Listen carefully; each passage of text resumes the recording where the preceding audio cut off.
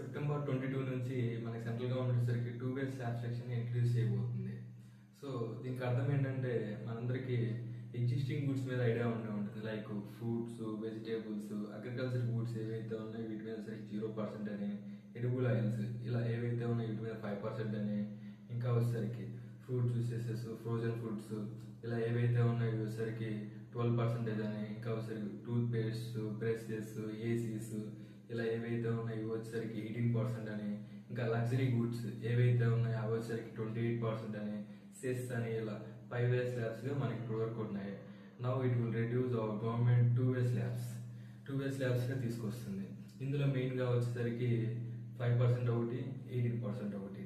ఇందులో 12% లో ఏవైతే ఉన్నాయో అవి లైక్ టూత్ పేస్ట్ అని, బ్రష్ అని, ఇంకా ఫ్రోజన్ ఫుడ్స్ అని, ప్రాసెస్డ్ ఫుడ్ అని ఏవైతే ఉన్నాయో ఇవన్నీ 12% నుంచి 5%కి, ఇంకా వచ్చేసరికి ఏవైతే 28% నుంచి 18%కి రెడ్యూస్ చేయడం జరుగుతుంది.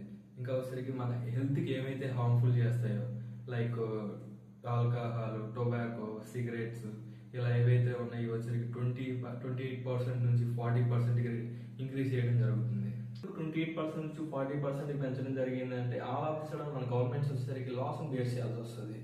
సో దానికోసం అండ్ ఐ థింక్ 40% ఎందుకంటే మన జీడిపిలో వచ్చేసరికి 60% కన్స్యూమర్ డ్రివెన్ ఉంటుంది.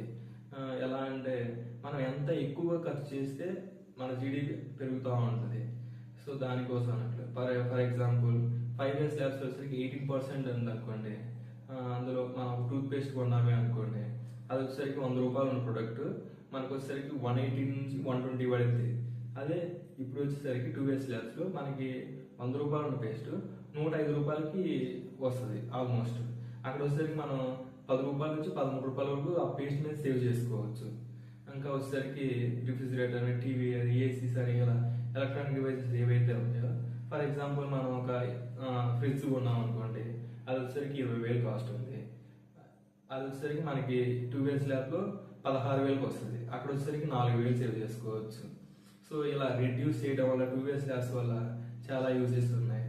అండ్ మెయిన్లీ మధ్య తరగతి వాళ్ళకి ఏంటంటే చాలా డబ్బుల వరకు ఆదా చేసుకోవచ్చు, ఇంకా ఎక్కువ పడవచ్చు. దీనివల్ల మెయిన్ అడ్వాంటేజ్ అంటే కన్స్యూమర్ మార్కెట్ ని బూస్ట్ చేయొచ్చు. అండ్ మెయిన్లీ ఏంటంటే ఇప్పుడు జియో పాలిటిక్స్ లో చాలా చేంజెస్ చూస్తా ఉన్నాం. టారిఫ్లని, గీరిఫ్లని, అవని ఇవని ఏదో అంటున్నారు. వీటన్నిటిని తొక్కేయాలి అంటే this is the best way, this is the good for our nation.